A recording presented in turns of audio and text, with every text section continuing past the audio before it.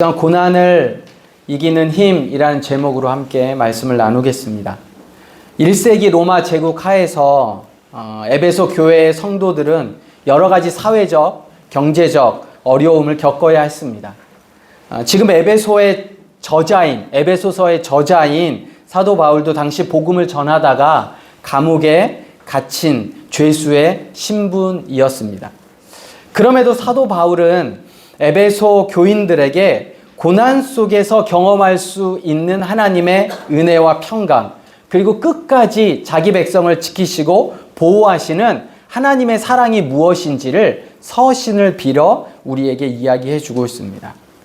우리는 지난주 1장에서 고난 중에 있는 에베소 교인들에게 삼위일체 하나님께서 창세 전부터 그리스도 안에서 그의 백성들을 택하시고 예정하심으로 하늘에 신령한 복을 주시겠다 약속하셨던 말씀을 살펴보았습니다.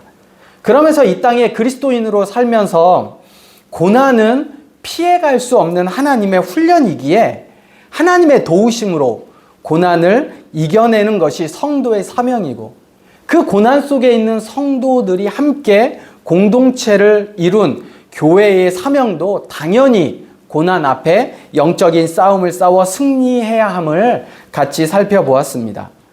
그러므로 믿는 성도들은 고난에 대한 분명한 태도, 그리고 확실한 마음가짐을 가져야 합니다. 광야는 하나님이 세우신 신앙의 학교입니다. 이 과정을 통해 하나님께서는 성도들을 훈련시키시고, 그 훈련을 통해 높아진 내 자신을 낮추고 오직 여호와 하나님 한 분만을 의지하고 살아가야 하는 것이 이 땅의 삶임을 우리에게 가르쳐주고 계십니다. 훈련은 처음부터 다 이해되진 않습니다. 오히려 처음에는 이 과정이 무슨 이유가 있는 건지, 이 과정을 왜 겪어야 하는지 알 길이 없습니다. 또 이 과정이 나에게 어떤 도움이 되어지는지, 이 과정의 끝은 어디인지, 도대체 무엇을 하나님이 원하시는지도 이해하기 어렵습니다. 그래서 아무리 신앙이 있어도 현실 속에서 고난을 경험하다 보면 쉽게 수긍하지 않게 되는 것이 당연한 우리가 지금 처해 있는 상황입니다. 2장 전체에서는 그렇기 때문에 성도들이 그리스도 안에 있을 때와 그리스도 안에서 변화되어져 있는 그들의 신분을 사도 바울은 반복해서 이야기합니다. 너희가 전에는 어떤 사람이었는데 이제는 어떤 사람인지를 이야기를 해주고 있습니다. 이전에 너희는 허물과 죄로 죽었어야 하는 자들이지만 그리스도께서 다시 살리셨다. 육체의 욕심을 따라 지내며 육체와 마음에 원하는 것을 하며 본질상 진노의 자녀들이었지만 긍휼이 풍성하신 하나님께서 그리스도와 함께 살리셨고 하늘에 앉히사 자녀 삼아 주셨다. 전에 너희는 그리스도 밖에 있었고 소망도 없고 하나님도 없는 자였지만 그리스도 예수 안에서 그리스도의 피로 하나님과 가까워졌다. 분열과 다툼 속에서 스스로 정죄하며 살았지만 둘을 하나 되게 하시고 새 사람 되게 하셔서 화평을 이루시게 하셨고 하나님 앞에 나아갈 수 있게 하셨다. 전에 이방인이었고 나그네이었지만 지금은 하나님 나라의 시민으로 하나님의 가족이 되었다. 예수님이 기초가 되시고 하나님이 거할 처소가 되어주셨다. 복음으로 함께 상속자가 되고 함께 지체가 되고 함께 약속에 참여한 자가 되었다. 라고 2장 처음부터 끝까지 전체를 이야기하면서 이전에 너희들이 어떤 모습이었고 그리스도 안에서 너희가 어떤 모습이었는지를 설명해 주고 있습니다. 왜냐하면 예전엔 힘들지 않았거든요.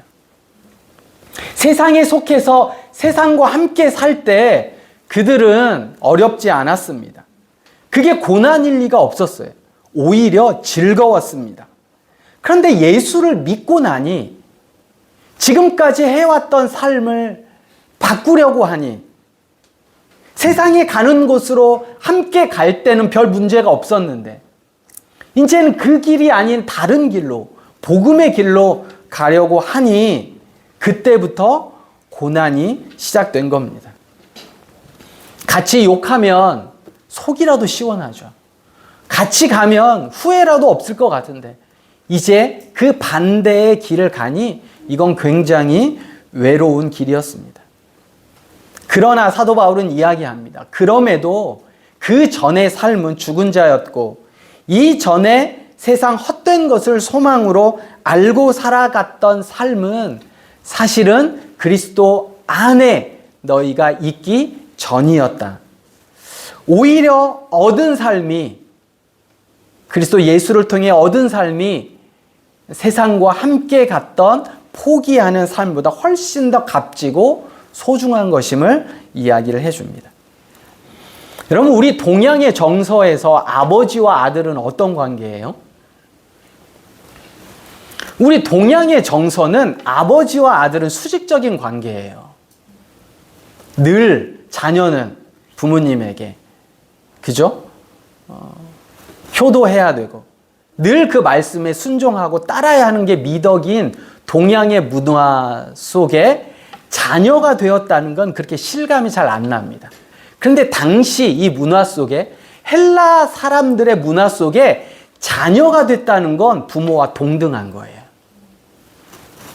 우리는 잘 이해가 안 되죠. 근데 헬라 문화 속에 이 성경을 기록하고 있는 이 사도 바울은 자녀가 되었다는 것. 원래는 본질상 진노의 자식이었다면 그 진노와 사단, 죄와 동등한 사람이었다가 이제 하나님의 자녀가 되었다면 하나님과 동등한 자로 더더욱이 그 자녀가 어떤 자녀예요? 상속자라면 더더욱이 아버지와 동일한 사람이다라고 이야기를 하고 있습니다. 그 사실을 알기에 사도 바울은 이야기를 해요. 예전에 너희의 삶이 어떠했는가? 너희의 신분은 어떠했는가? 그런데 지금 하나님이 하나님의 자녀로 삼아주시고 상속자로 삼아주셨다는 건 어떤 의미인가?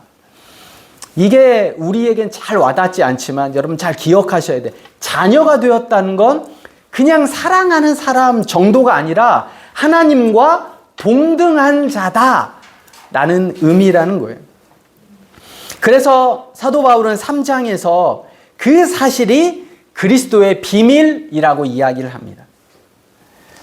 자신도 그걸 모른 채 예수 믿는 자들을 죽이고 그것이 하나님의 일인 양 젊은 시절 예루살렘에서 또 다메섹으로 가기까지 얼마나 그가 열심으로 하나님을 섬겼는지.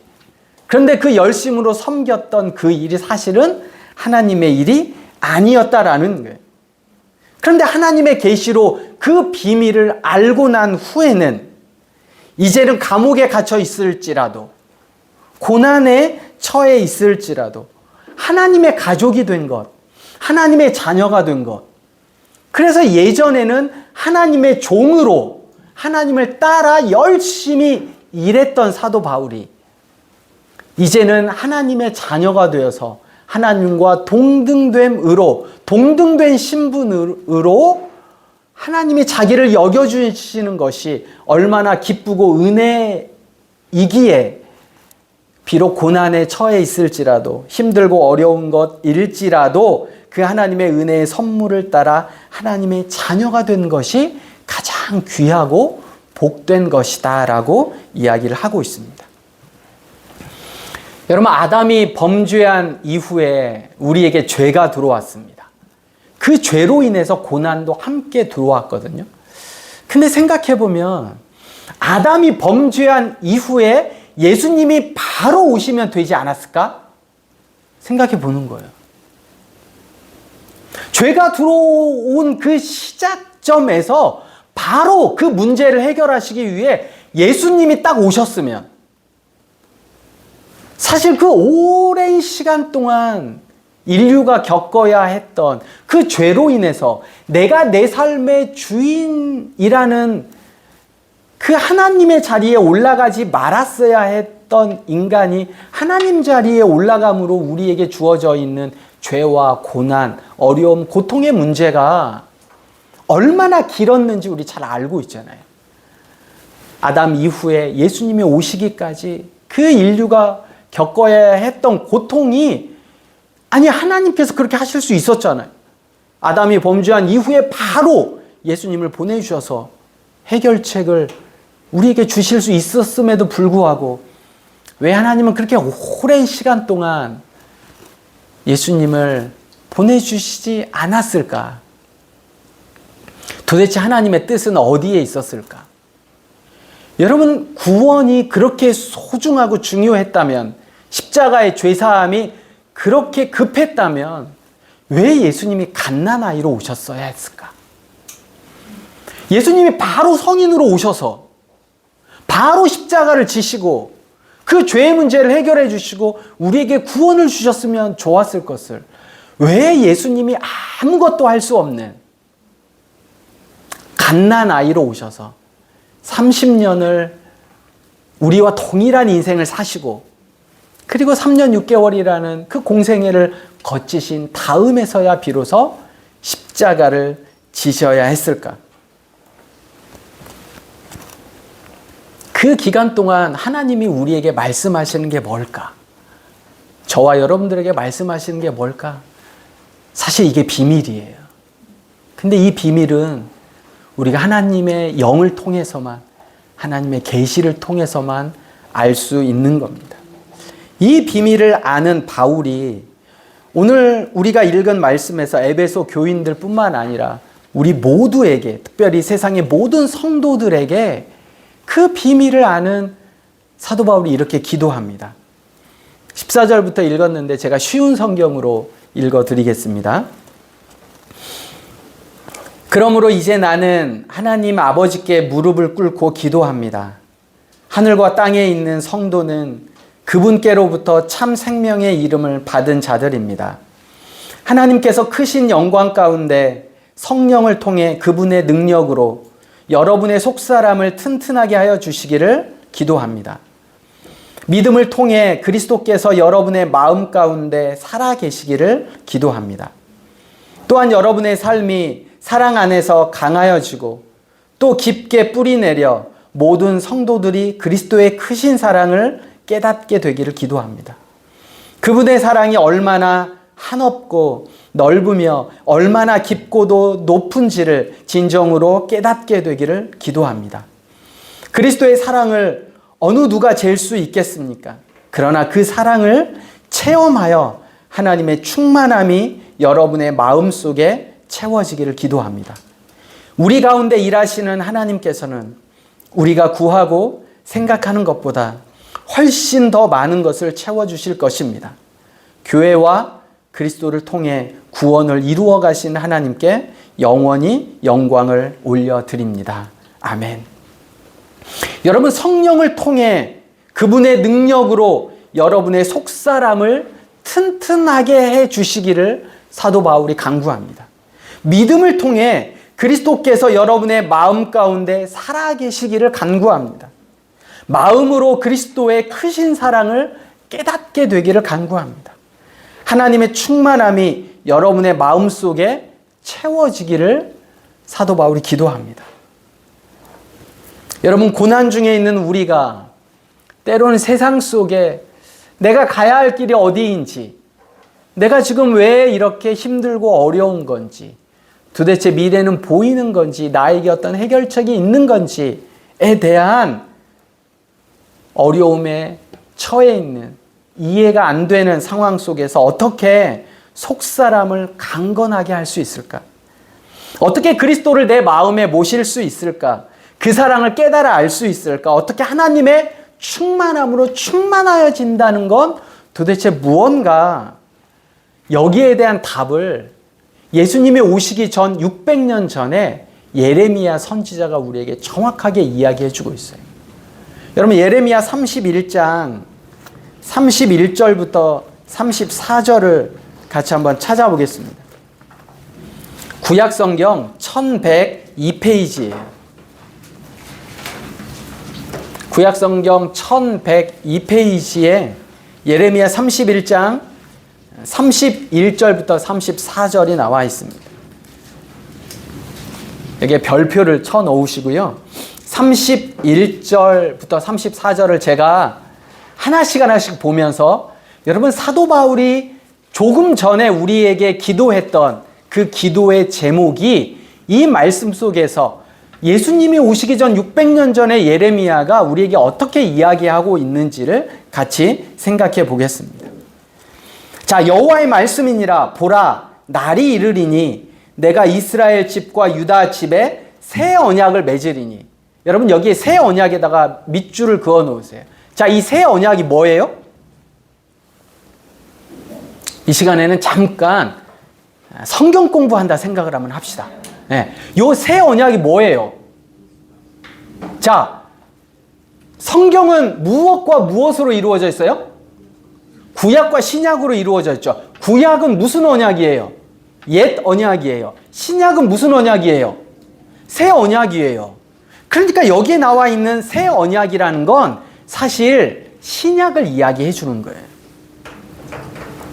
자, 이 언약은 이라고 시작하죠. 이 언약은 내가 그들의 조상들의 손을 잡고 애굽 땅에서 인도하여 내던 날에 맺은 것과 같지 아니할 것이다. 여러분, 우리가 출애굽기를 묵상했어요. 그 예전에 조상들의 손을 잡고 애굽 땅에서 인도하여 내던 날 하나님이 맺으신 언약을 뭐라고 해요? 구약이라고 해요. 그게 시내산 언약이고 그게 구약이에요. 그런데 내가 새롭게 너희와 함께 새 언약을 맺을 텐데 이건 예전에 모세를 통해서 주었던 시내산 언약의 기본이 된 구약이 아니라는 거예요. 내가 그들의 남편이 되었어도 그들이 내 언약을 깨뜨렸음이라. 그렇죠? 하나님께서 신랑 되시고 우리가 이스라엘 백성이 신부 되었을 때 그 언약을 깨뜨렸잖아요. 하나님이 주인이시고 그들이 종이었을 때 그 언약을 깨뜨렸다고요. 지키지 못했어요, 그 구약을. 여호와의 말씀이니라. 그러나 그날 후에 내가 이스라엘 집과 맺은 언약은 이러하니, 구약이 아니라 이제 새 언약이고 새롭게 언약을 맺을 텐데 곧 내가 나의 법을 그들 속에 두며 그들의 마음에 기록하여. 여러분, 예전에 시내산 언약은 어디에 기록되어졌어? 어디에 기록되어졌죠? 돌판에 기록되어졌어요. 근데 사실 돌판이라기보다는 조금 더 고고학적으로 보면 흙판이에요. 흙판. 진흙을 이겨 만든 토판이란 말이죠. 거기에다가 기록해 놓았어요. 근데 이제 그 구약은 토판에 기록되어졌지만 그 토판이 사라져버리면 사라져버리지만 그 토판은 늘 가지고 다닐 수 없지만, 그래서 이스라엘 백성들이 나 본 적이 없다, 나 잊어버렸다 라고 이야기할 수 있지만 이제 새 언약은 어디에 기록되어진다고요? 그들의 속에 두며 그들의 마음에 기록하여 나는 그들의 하나님이 되고 그들은 내 백성이 될 것이라. 여호와의 말씀이니라. 그들이 다시는 각기 이웃과 형제를 가르쳐 이르기를 너는 여호와를 알라 하지 아니하리니 이는 작은 자로부터 큰 자까지 다 나를 알기 때문이라. 이게 무슨 말이냐면 구약은 조건 언약이었어요. 하나님께서 말씀하셨어요. 너희가 이런 언약을 줄 테니 너희들이 제사장이 백성들을 가르쳐. 모세가 그들의 백성들을 가르쳐 지키게 해 라고 얘기를 한 거예요. 그랬는데 가르치는 자도 온전하지 못하고 배우는 자도 온전하지 못하니 그 언약이 언약대로 이어질 리가 없는 거예요. 근데 이제는 하나님께서 말씀하시는 거, 가르칠 필요도 없어. 왜? 내가 직접 내 속에 줄 거고 내 마음에 기록할 거야. 그래서 작은 자부터 큰 자까지 이제는 다 나를 알 거라고 말씀하시는 거예요. 왜? 하나님이 하시니까. 이건 무조건적인 언약이에요. 이스라엘 백성들이 지키는지 안 지키는지에 따라서 언약이 유효한지가 아니라 이제는 하나님이 그 마음에 계시겠다는 거예요. 구약은 하나님께서 지켜라라고 말씀해 주셨어요. 그리고 지키지 않으면 이렇게 될 거야 라고 말씀하셨어요. 언약의 율법이 613가지가 있대요. 그런데 신약은 그렇지 않아요. 그렇게 지켜라 지켜라 지켜라라고 말씀하시지도 않고 지키지 않으면 내가 이런 벌을 주겠다라고도 말씀하시지 않아요. 신약은. 왜? 우리에게 성령께서 오셨고 성령께서 내 마음에 계시고 예수 그리스도가 내 마음의 주인이 되셔서 자연스럽게 하나님이 알려주시는 거예요. 이제는. 여러분, 우리 마음속에 성령이 오시면 성령이 진리가 무엇인지를 알아서 그 진리로 인도해 주시는 거란 말이죠. 요게 새 언약이에요. 이게 새 언약이고 신약이란 말이죠. 그래서 성령을 통해 진리를 알게 하시고 우리의 마음속에 하나님이 기록하셔서 이제는 더 이상 지워지지 않고 내가 모른다고도 할 수 없어요. 양심을 통해 우리에게 계속 말씀하고 계시는 거예요. 여러분, 고난을 이기는 힘이 어디서 올까요? 병을 이기는 힘이 어디서 오는지 아세요? 약을 먹으면 해결될 줄 알았는데 요즘 독감이 심하대요. 약 먹고 나면 다 해결될 것 같지만 또 걸려요. 또 걸려.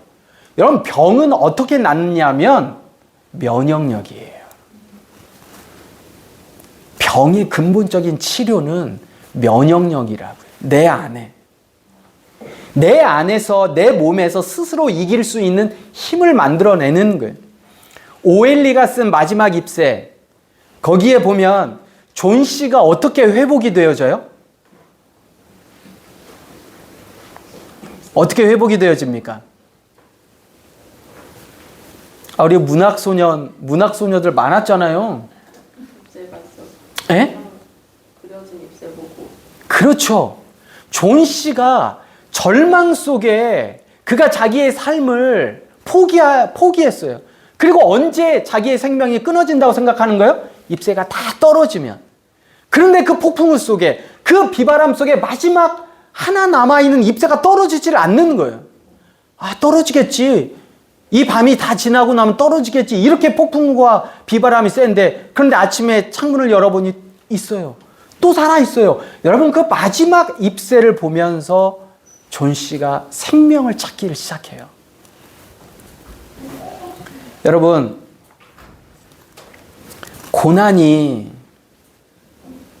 고난을 이길 수 있는 힘은 소망이에요. 소망.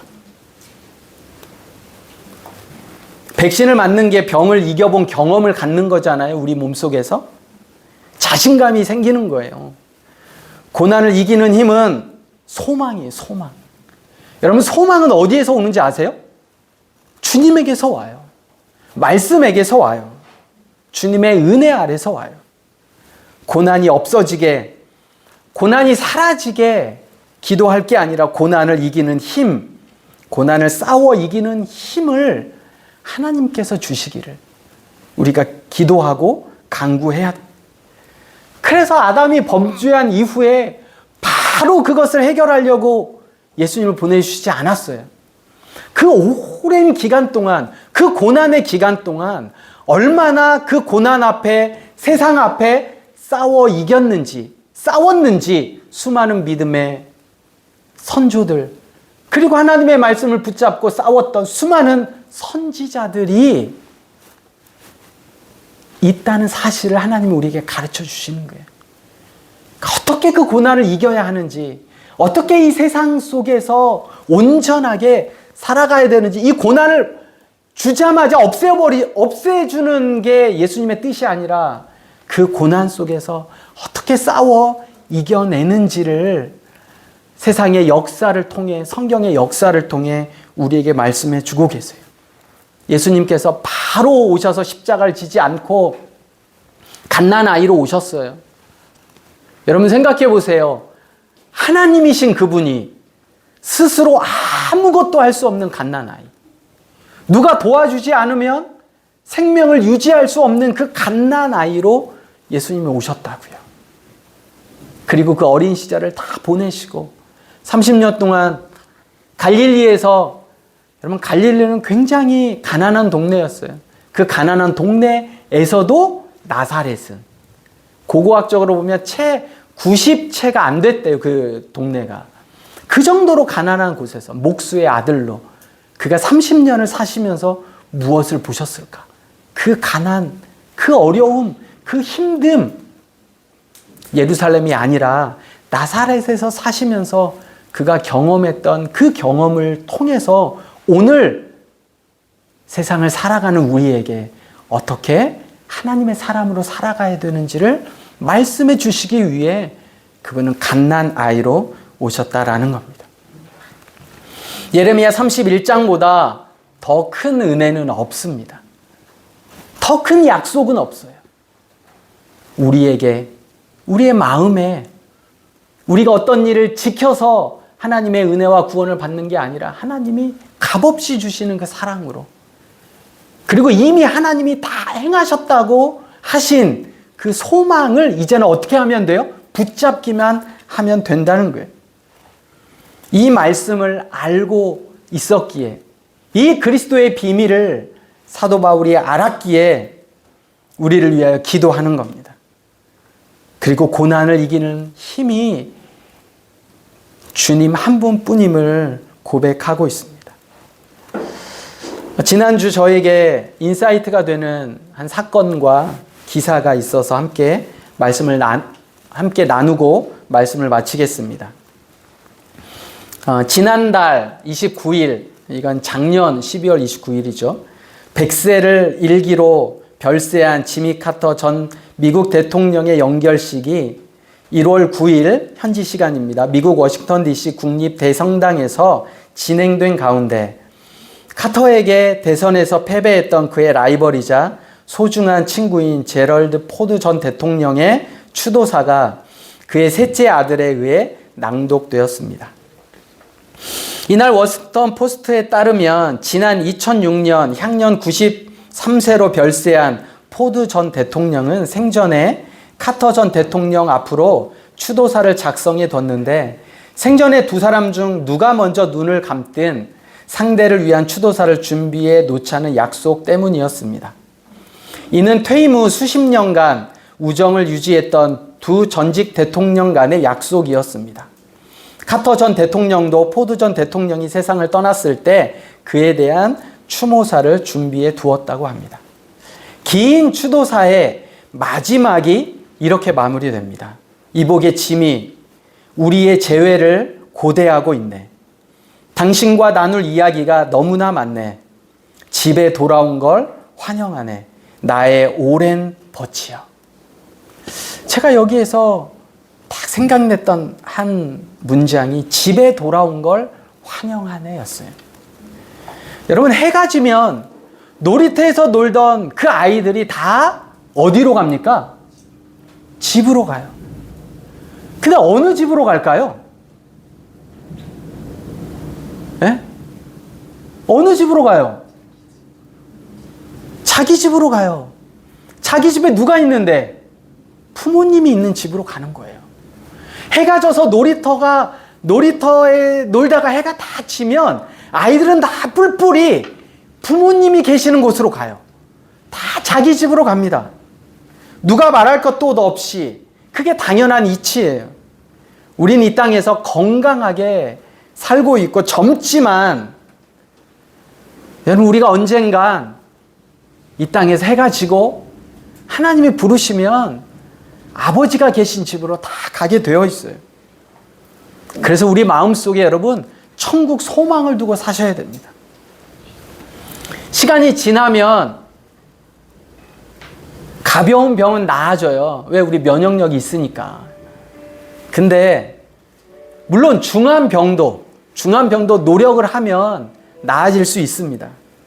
그런데 시간이 지나서 우리 몸도 약해지다 보면 결국 다 이길 수 없을 때가 와요. 그러면 지는 건가 병에? 그렇지 않다고요. 몸은 쇠약해지지만 우리 안에 끝까지 승리하여 주님 계신 곳으로 간다면 여러분, 그게 이기는 거예요. 그게 이기는 거라고요. 이 땅에 고난은 언제나 우리 주변에 있습니다. 그런데 언제나 고난을 이길 힘도 우리 곁에 있다는 사실을 여러분 꼭 기억하셔야 됩니다. 고난이 있는 것이 문제가 아니라 소망이 없는 게 문제예요. 지금 내가 처해 있는 내 상황만 바라볼 것이 아니라 하나님을 바라보실 수 있어야 돼요. 이게 바로 오늘 우리가 고난을 이길 힘, 고난을 극복할 하나님이 우리에게 주시는 소망이 아닌가 생각되어집니다. 사랑하는 여러분, 어떠한 상황 속에 있든지 늘 소망이신 주님 의지하고 우리 가운데 역사하셔 능력대로 우리가 구하거나 생각하는 모든 것에 더 넘치도록 능히 하실 주님을 의지하고 그 주님만 우리 삶의 소망으로 붙잡고 살아가는, 그래서 사도 바울이 에베소 교회에게 기도했던 것처럼, 간구했던 것처럼 오늘 우리 하늘나그네 교회 성도들에게도 동일한 마음으로 하나님의 소망 붙잡고 살아가는, 그 어려움 속에서도 이겨내며 이 땅에 넉넉히 사도 바울과 함께 승리하며 살아가는 성도님들 모두가 되시기를 사도 바울과 함께 주님의 이름으로 부탁드립니다.